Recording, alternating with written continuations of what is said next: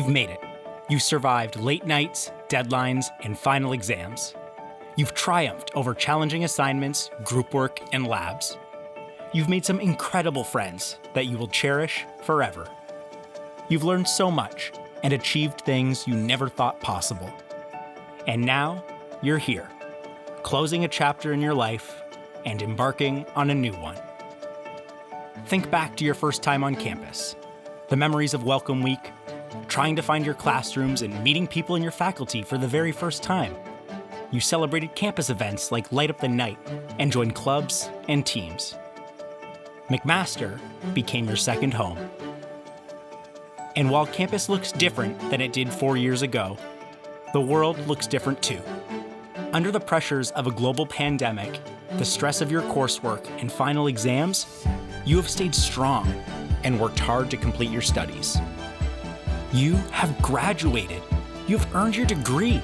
Something you have worked so hard to accomplish, you have done. And we are here to tell you that having overcome this, you can accomplish anything.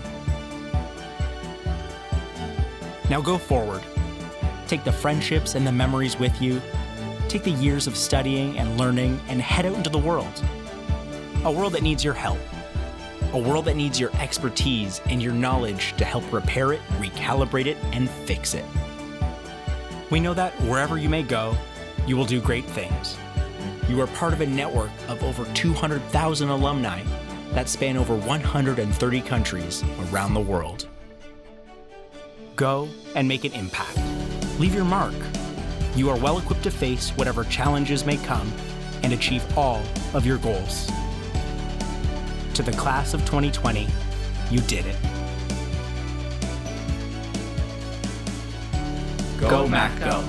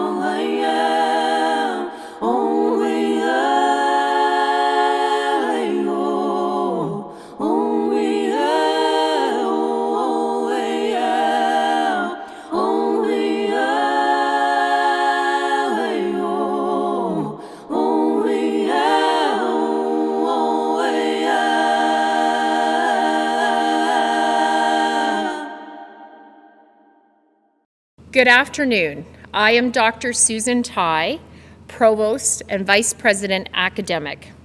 I am honored to be your virtual Master of Ceremonies for today's Convocation celebration. And while we cannot celebrate with you in person today, we are very proud of you and your accomplishments. Let me first begin by saying congratulations. At this time, I would like to acknowledge and thank our Chancellor, Ms. Santee Smith, and our President and Vice Chancellor, Dr. David Farrar, for joining me today. It is my privilege to welcome you, graduates, student award winners, honorary degree recipients, teaching award winners, faculty, staff, and guests, to our virtual Convocation ceremony. Let me begin by sharing our order of proceedings. I will be introducing Ms. Smith, our Chancellor, to begin our ceremony with a Thanksgiving address, followed by the conferral of degrees. Once this portion of the event concludes, you will have the opportunity to watch the installation of our President, Dr. Farrar, and reflect alongside him and our Chancellor as they share their personal meaning of Convocation. Let's begin. I now welcome your Chancellor, Santee Smith, to the lectern to open the ceremony with a Thanksgiving address.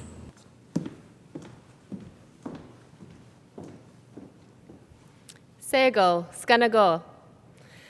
Sebotohosios ne Gatnagaliwesa, ne Ona, Angaliho Hetste, Gatnawala Donsula.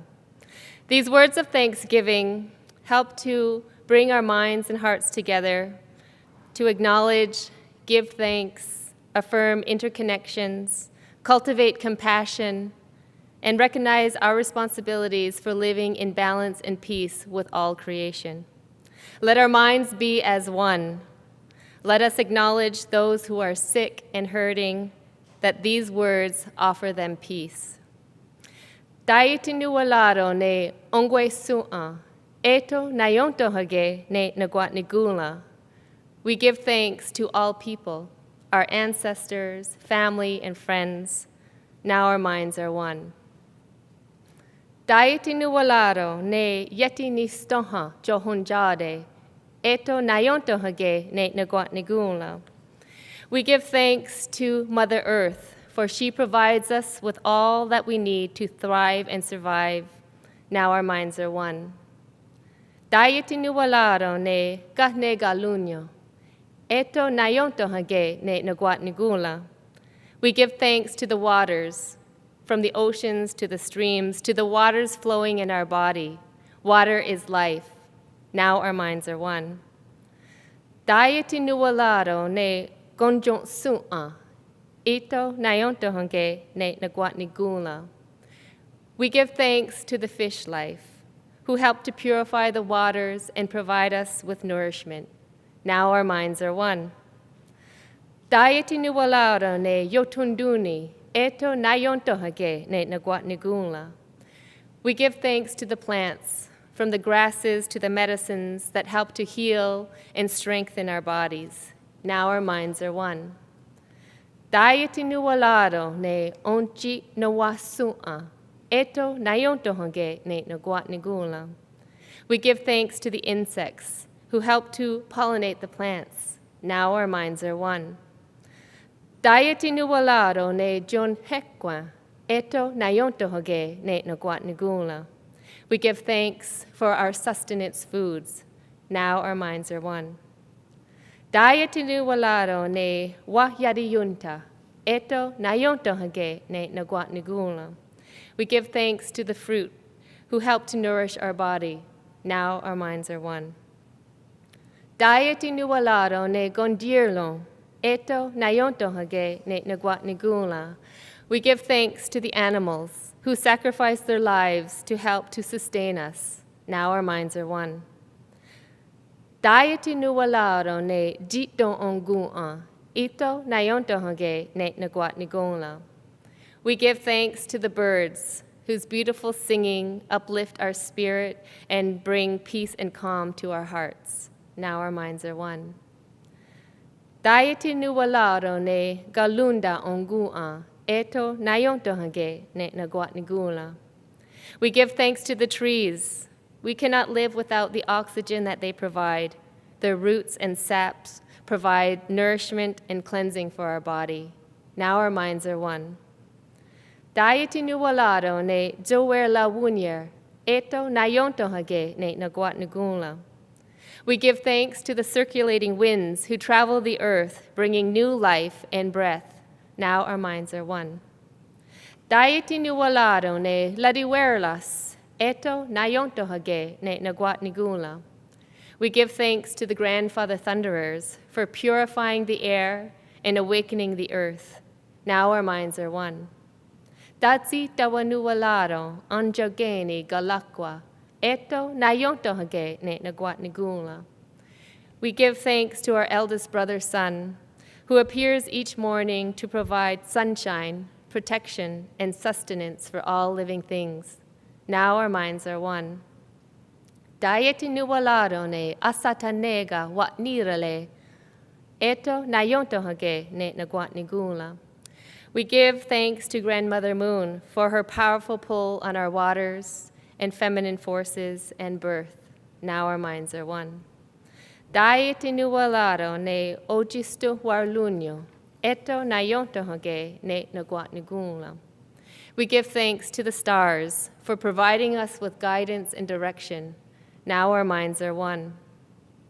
Dai tinuwalaro ne dayunkiyadadon, eto nayonto hoge ne naguat nigula. We give thanks to our protectors, our guardian spirits, who provide clarity of mind and peace in our hearts. Now our minds are one. Datsi dawanuwalaro ne sungwayandizo, eto nayondo hage ne naguat nigula. We give thanks to creation, to the Great Spirit, the creative energy that lives in everything and everywhere. Now our minds are one. Da eto ni gawanage, da eto. I offered a very short version of the Thanksgiving address. It places our humanity in the context of the immensity of the living universe. We, as humble caretakers and active peace builders, a daily reminder to be grateful for the small things, insects, and the grand things, the cosmos. I am grateful to be with you today. Nyawe.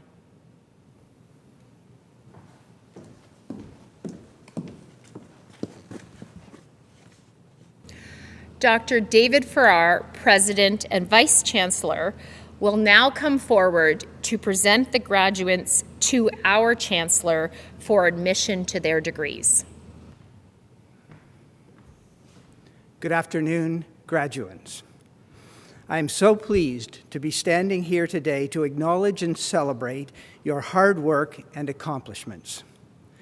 This is usually the part of the ceremony where I invite all of the graduands in the hall to stand. While we can't be together today, I invite graduands, wherever you are, to stand if you're able to do so. Madam Chancellor, on behalf of McMaster University Senate, I present to you these candidates in absentia in order that you may confer the appropriate degrees upon them. And I bear witness that they are worthy and suitable. Graduands, by my authority and that of the McMaster University Senate, it is my great pleasure to admit those in absentia to their individual degrees at McMaster University, with all the rights and privileges pertaining to those degrees. My sincere congratulations to you all.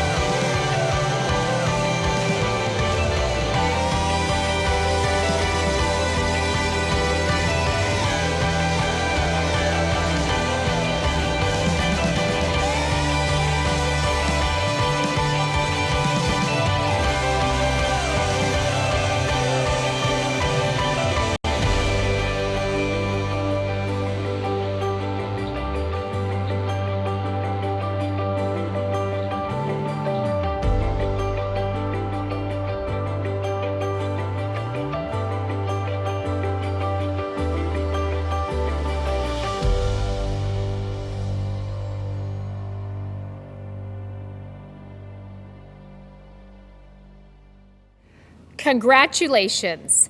I welcome you all to the McMaster community of scholars.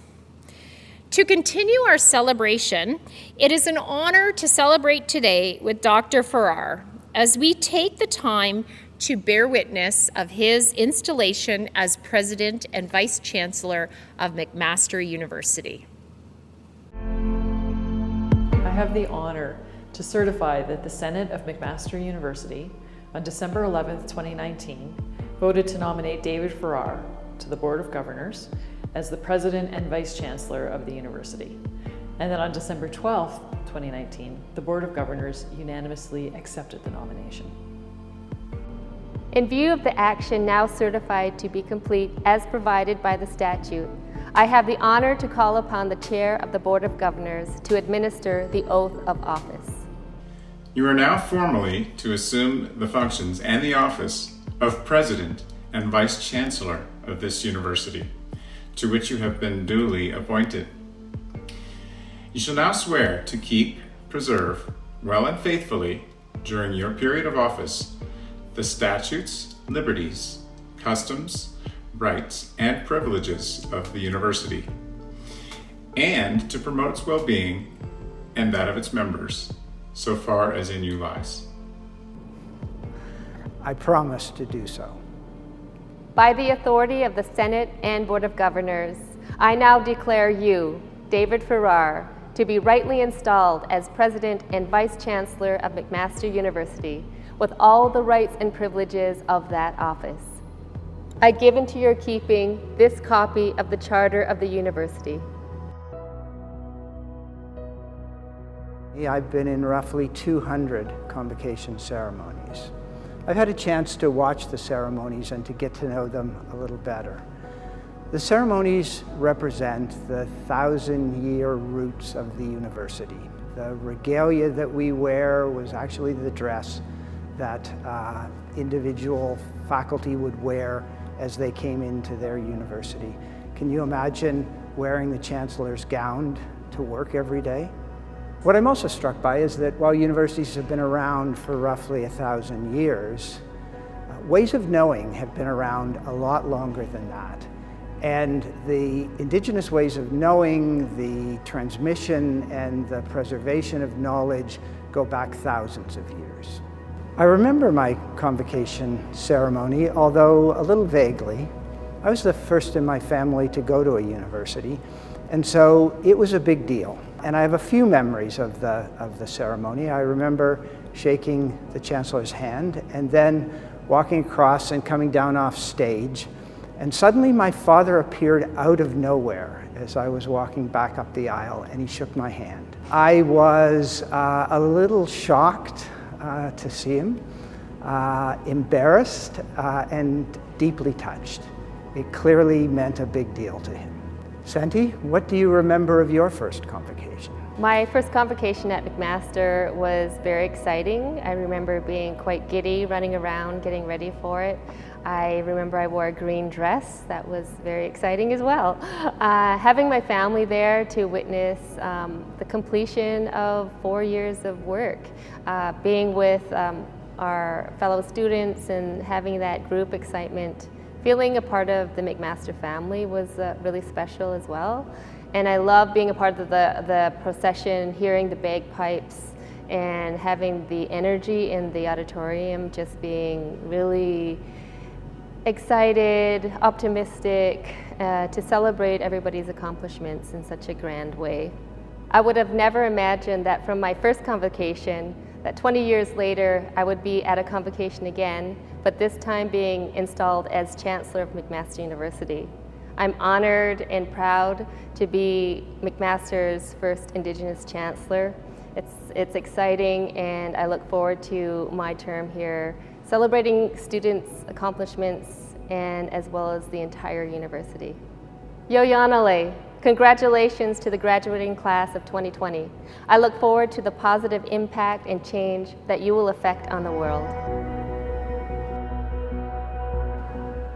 This is a little offering to honor President David Farrar. Way-ya, way-ya, way-hi-yo, way-ya, way-yo.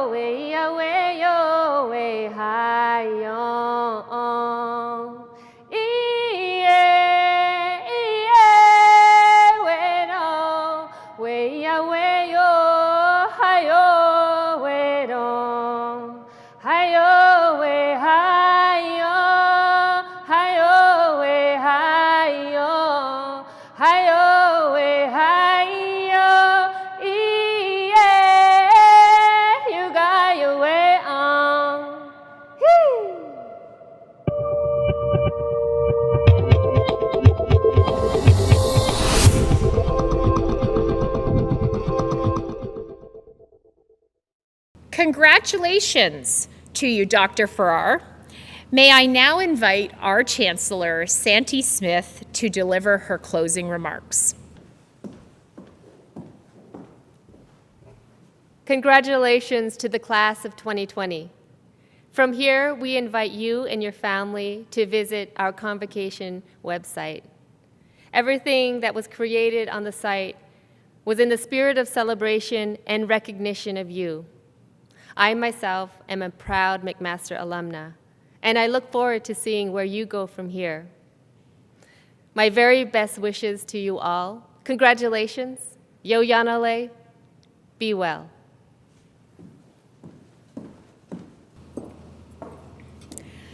Congratulations to our graduates, award winners, and honorary doctorate recipients. Please join now in the singing of our national anthem. After singing the anthem, while the formal portion of the virtual convocation ceremony stands adjourned, there are more celebrations to enjoy. Please stay tuned to our honorary doctorate tributes.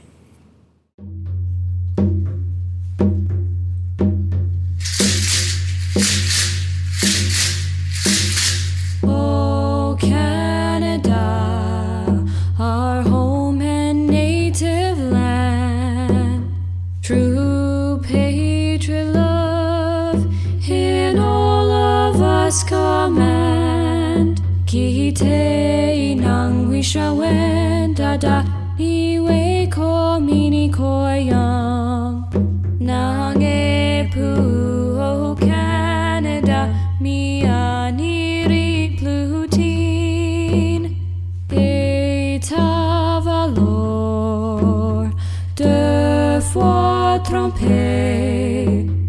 Oh Canada binabantayan kanami kakanita ni taskina tapli.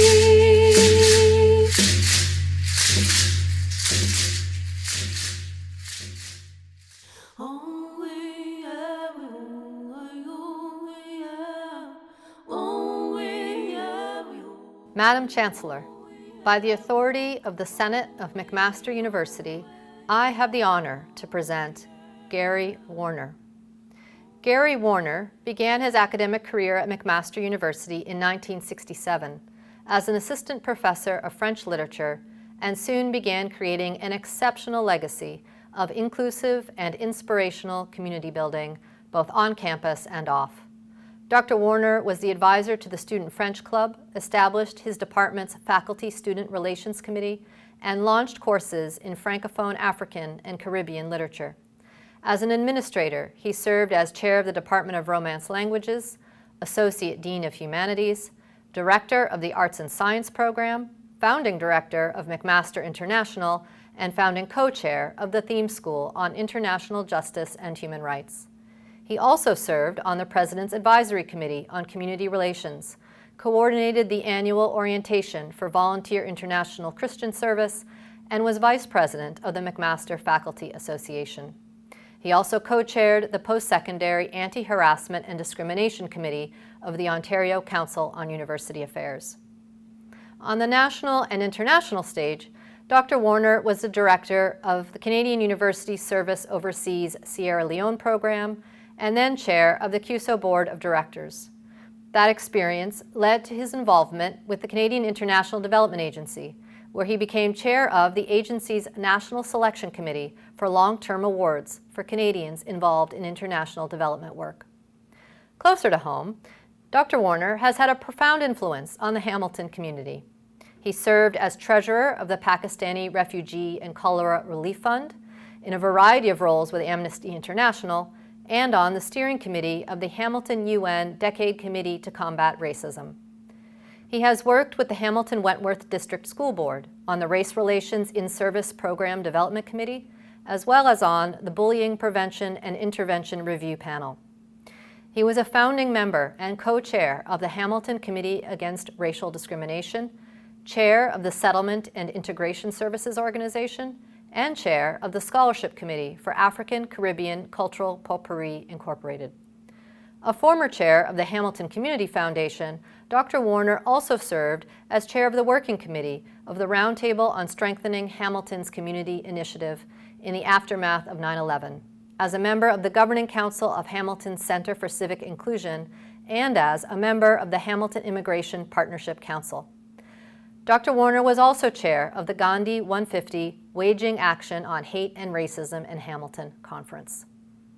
For his diverse accomplishments and exceptional contributions to the McMaster and Hamilton communities, Dr. Warner has received numerous honors, including the McMaster Students' Union Lifetime Achievement Award, the Royal Bank Distinguished Citizen of the Year Award, the John C. Holland Award, the Queen's Diamond Jubilee Medal, and investiture into the Order of Canada. Today, Ms. Chancellor, I present Gary Warner to you so that we may add to that list of well-deserved accolades by conferring upon him the degree Doctor of Laws, honoris causa. Garrett A. Warner, by the authority of McMaster University Senate, I have the great pleasure to confer upon you the degree Doctor of Laws, honoris causa, in McMaster University, with all the rights and privileges pertaining to that degree. Hello everyone. I'm very touched that McMaster is conferring this honor on me. I'm grateful for the wide range of opportunities that McMaster provided me to integrate my intellectual interests and my community engagements seamlessly. I also wish to thank AXFAM, the African Canadian faculty at McMaster, for their solidarity and support. The traditional Bantu African concept of Ubuntu, our oneness, our common humanity, and the traditional Jewish concept of Tikkun Olam, repair the world. These two concepts together constitute the core theme of the brief words that I wish to address in particular to today's graduates. You are graduating in a vastly different world from when I graduated from university in the 1960s. You completed the last months of your studies online in a pandemic world we would not have imagined a year ago. The pandemic has laid bare or exacerbated numerous underlying problems, including public health deficiencies, income inequality, racism, gender-based violence, and others. We are witnessing a rise in extremist populism and social disconnection. Technology is upending work and labor patterns. Employment prospects for graduates, already challenging before the pandemic, have worsened. Climate change is ravaging parts of the world. The threat of nuclear war simmers under the surface. In addition to your particular discipline specialization, you will have developed the skills to envisage multiple perspectives, find the right questions to ask, uncover misinformation, and delve into sometimes conflicting evidence to make informed judgments. The Academy also has an important role to play as a training ground for citizenship. As graduates, you are often exhorted to be the best you can be. Be the best you can be, but not as isolated, atomized individuals. We are all special. We all have unique gifts and unique lives to live. A unique place in the chain of life. We are stardust, literally, part of an interrelated chain of life. We are, as Reverend Martin Luther King Jr. put it, caught up in an inescapable network of mutuality, tied to a single garment of destiny. Whatever affects one directly affects all indirectly. This calls on you and on us all as citizens to draw our inspiration from the golden rule and the common good, and not succumb to toxic individualism. It calls on us to protect our planet, our common home. Ancestral, indigenous wisdom reminds us that we are as much alive as we keep the earth alive. In conclusion, I congratulate you wholeheartedly on your graduation. It is my fervent hope that the values of both Ubuntu, our common humanity, and Tikkun Olam, healing the world, will resonate with you as you step out into the future, a future primed for a green recovery and renewal. Peace and best wishes to all.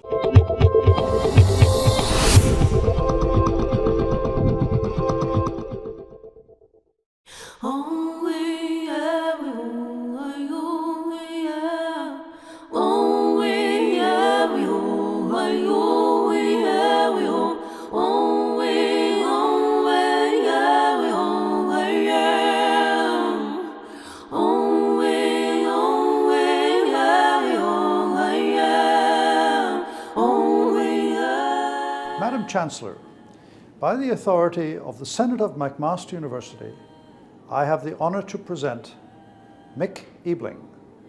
Mick Ebling is a filmmaker, entrepreneur, philanthropist, and advocate for people with disabilities who has been honored as one of the top 50 most creative people and as the Muhammad Ali Humanitarian of the Year. Mr. Ebling began his career in the entertainment industry in 1985 when he launched a motion design studio that worked with clients including NASA. In 2001, he formed the Ebling Group, a film production company that contributed to high-profile and award-winning films, including Stranger Than Fiction and Quantum of Solace. He has earned numerous awards for his work in film and garnered a Grammy nomination for Best Short-Form Music Video for Another Way to Die by Jack White and Alicia Keys. Mr. Ebling began developing affordable technologies to assist people with disabilities when he assembled a team to help a renowned street artist who had been diagnosed with ALS and could communicate only with his eyes. The team created iWriter, a groundbreaking technology that allows users to draw using a laser pointer operated by eye movement. Incredibly, the iWriter is built from readily available, inexpensive materials, and anyone can build the device themselves by following instructions that are now freely available online. In 2010, Time magazine named the iWriter as one of the 50 best inventions of the year. Following that initial success in turning a functional need into a solution that didn't previously exist, Mr. Ebling realized he had discovered his passion and founded Not Impossible Labs to replicate and inspire similar successes around the world. He has also authored the book Not Impossible: The Art and Joy of Doing What Couldn't Be Done, based on some of the organization's early projects. The book is now in its 5th printing. Not Impossible success stories have been as inspiring and impactful as they are inventive. Mr. Ebling built an inexpensive prosthesis for a Sudanese boy using a 3D printer, then demonstrated how this approach could be replicated in remote areas and created the world's first 3D printing prosthesis lab in which arms are printed at a cost of $100. Mr. Ebling and his teams have also developed wearable technology that translates sound onto the skin for people in the deaf community. A text-based service that connects families in need to prepaid meals at local restaurants, and a wearable range-finding technology that helps people with vision loss navigate their world, just to list a few projects. Not Impossible also created an ambitious awards program to recognize people and companies that create technology for the sake of humanity, in categories related to issues such as healthcare innovation, helping people with disabilities gain independence, and public safety. Madam Chancellor, Mick Ebling is an entrepreneur and social entrepreneur who is changing the world one remarkable and accessible innovation at a time. I present him to you today so that McMaster may recognize his impact by conferring upon him the degree Doctor of Laws honoris causa. Mick Ebling, by the authority of McMaster University Senate, I have the great pleasure to confer upon you the degree Doctor of Laws honoris causa in McMaster University with all the rights and privileges pertaining to that degree.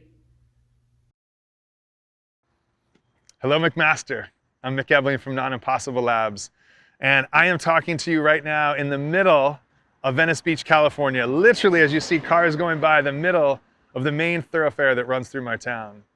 And I wanted to say, first of all, a huge thank you for the honor of being able to say a couple words today, but also congratulations. You right now should be rejoicing and celebrating this incredible accomplishment. But oh my, what incredible, crazy times are we living in right now. Can you believe this is 2020? the year that you are graduating? Could you have ever imagined describing this to somebody? But here's the deal. You guys are the ones who are going to lead us into the next chapter. The world is a crazy place, and your drive, your inspiration, your optimism, your belief in what the future holds, that's what the world needs right now. So don't ever, ever, ever forget that you are the next chapter of this world. And thank you for everything that you will do in the future. Congratulations again.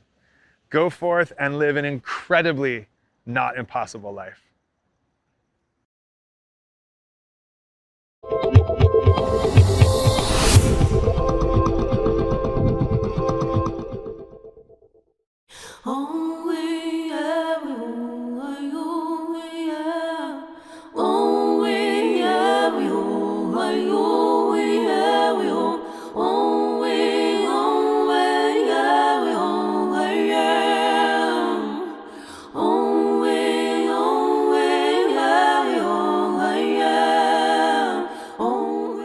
Madam Chancellor, by the authority of the Senate of McMaster University, I have the honor to present Wade Davis. Wade Davis is an internationally renowned anthropologist, ethnobotanist, writer, filmmaker, and photographer whose research has focused on worldwide indigenous cultures, ecosystems, and biological heritage, with an emphasis on preserving the ethnosphere, a term Dr. Davis coined to refer to the collective myths, traditions, and languages of human cultures. Named by the National Geographic Society as one of the explorers of the millennium, Dr. Davis is a professor of anthropology and the BC Leadership Chair in Cultures and Ecosystems at Risk at the University of British Columbia. Between 1999 and 2013, he served as explorer-in-residence at the National Geographic Society and is a member of the NGS Explorers Council.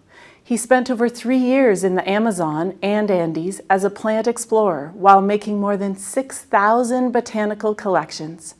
His work has also taken him to Haiti to investigate folk preparations related to the creation of zombies, an assignment that led to him writing The Serpent and the Rainbow, an international bestseller later adapted by Universal Studios as a motion picture.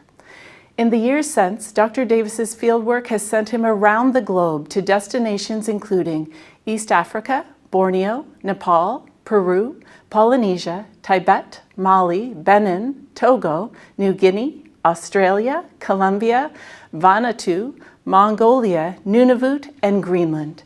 He has also worked as a logger, forestry engineer, whitewater guide, and park ranger. Dr. Davis is the author of more than 280 scientific and popular articles, as well as 22 books, including One River, The Wayfinders, and Into the Silence, which won the 2012 Samuel Johnson Prize as the top work of literary nonfiction in English. His photographs have appeared in more than 30 books and more than 100 magazines. He was the co-curator of The Lost Amazon, first exhibited at the Smithsonian's National Museum of Natural History, and in 2012 he was guest curator of No Strangers, Ancient Wisdom in the Modern World at the Annenberg Space for Photography in Los Angeles. His many film credits include Light at the Edge of the World, a documentary series he wrote and produced for National Geographic. Dr. Davis has also lectured at more than 200 universities and 250 corporations and professional associations, including delivering the 2009 CBC Massey Lectures. He's spoken from the main stage at TED 5 times, and his posted talks have attracted more than 4 million views. He was also the principal character in the 3D IMAX film Grand Canyon Adventure. Dr. Davis has earned a dozen honorary degrees and scores of awards, including the Gold Medal from the Royal Canadian Geographical Society, the Explorers Medal, the David Fairchild Medal for Botanical Exploration, the Ness Award from the Royal Geographical Society, and the George Riga Award for Social Awareness, the Sir Christopher O'Donoghue Medal for Exploration, and the Centennial Medal from Harvard University. In 2016, he became a member of the Order of Canada, and 2 years later, an honorary citizen of Colombia. It is a privilege, Ms. Chancellor, to present Wade Davis to you today so that McMaster may add to that list of accolades. Edmund Wade Davis. By the authority of McMaster University Senate, I have the great pleasure to confer upon you the degree Doctor of Laws, honoris causa, in McMaster University, with all the rights and privileges pertaining to that degree. Mr. President, faculty and friends and family, and above all the graduating class of 2020, well, you're about to discover that life is neither linear nor predictable. A career is not something that you put on like a coat. It's something that grows around you, choice by choice, experience by experience. Nothing is beneath you unless you make it so. Nothing is a waste of time unless you see it that way. An elderly cab driver in New York may have as much to teach you as a wandering holy man in the Sahara, or certainly a university professor.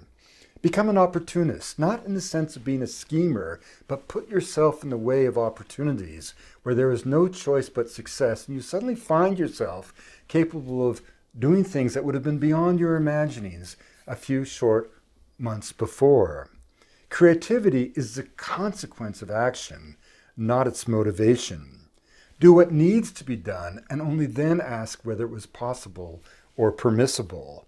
Pessimism is an indulgence, orthodoxy the enemy of invention, despair an insult to the imagination.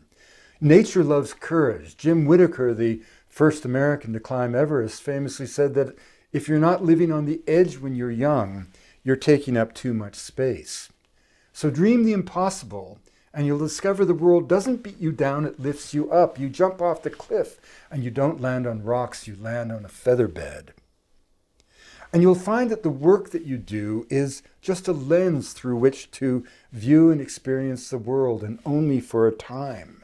The goal is to make living itself, the act of being alive, one's vocation, knowing full well that nothing ultimately can be planned or anticipated, no blueprint found for something as complex as a human life.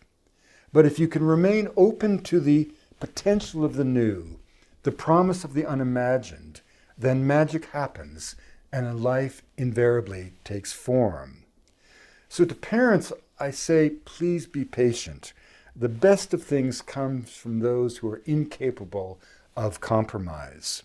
It takes time for an individual to create a new world of possibilities, to imagine and bring into being that which has never before existed, the wonder of an individual, full and realized life.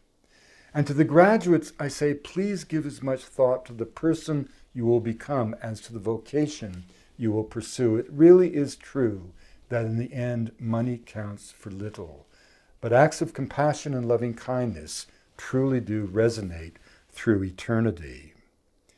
If you can look back on a long life and see that you have owned your own choices, there will be little ground for resentment. Bitterness always comes to those who look back on a life of decisions imposed upon them from the outside.